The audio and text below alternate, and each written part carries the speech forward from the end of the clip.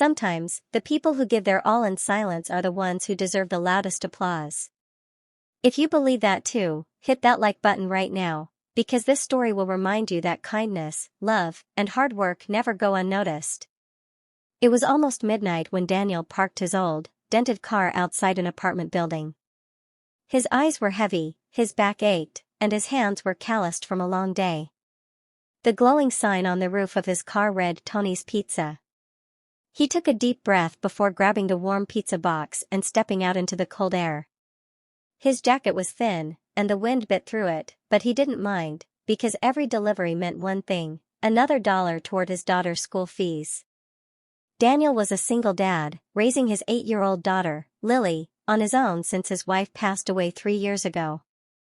Life had not been kind. By day, he worked as a janitor at a local community center. By night, he delivered pizzas until almost 2 a.m. Every morning, before going to school, Lily would say, "Daddy, promise me you'll come to my school play this Friday." And Daniel always smiled tiredly, replying, "I promise, sweetheart." But deep down, he didn't know if he could. That night, as Daniel climbed the stairs with the pizza box in hand, he double-checked the address, apartment 4B. He knocked softly. A young woman opened the door, dressed in casual clothes, her hair tied back neatly. She looked surprised, not because of the pizza, but because she recognized him. "Mr. Parker?" she asked. Daniel blinked. Yes, pizza delivery for Miss Collins?" She smiled warmly. "Yes, that's me."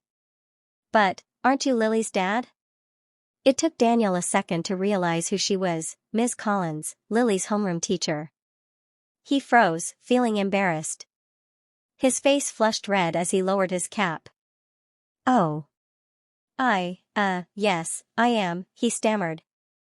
"Just doing a little extra work." Ms. Collins smiled softly, sensing his discomfort. "You don't have to be shy, Mr. Parker." "That's admirable." He handed her the pizza and said quietly, "Just trying to keep up, you know, things have been tough." She nodded, her eyes softening. "Lily talks about you all the time. She says you make the best pancakes in the world." Daniel chuckled, a tired but genuine smile breaking through. "Yeah, that's our Sunday tradition." Ms. Collins paid for the pizza but then paused. "You must be exhausted. Please wait a moment, I'll get you something warm to drink." Before he could refuse, she returned with a thermos of hot coffee. "Here. You need it more than I do." He hesitated, then accepted it. "Thank you, that's very kind." As he left, she watched him go down the stairs, his tired frame illuminated by the dim light, his determination evident even in his slow steps. Something inside her shifted. The next day, at school, Ms. Collins couldn't stop thinking about Daniel. She noticed Lily's worn-out backpack, her shoes slightly too small, and yet, the little girl always smiled, always polite, always eager to learn. During lunch, Ms. Collins went to the principal, Mr. Rhodes, and said softly, "Sir, there's something I'd like to do," anonymously. Friday arrived, the day of the school play.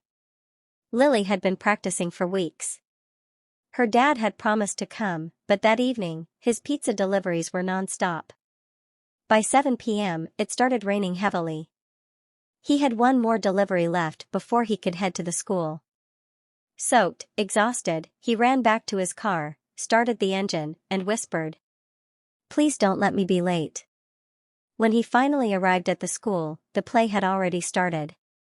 He peeked through the gym doors, the children on stage dressed as stars, trees, and animals. Then he saw Lily, standing nervously at the edge of the stage, searching the crowd. And then, she spotted him. Her face lit up like the brightest star on that stage. She waved, and Daniel smiled, tears in his tired eyes. He made it. After the play, as parents congratulated their kids, Miss Collins approached him.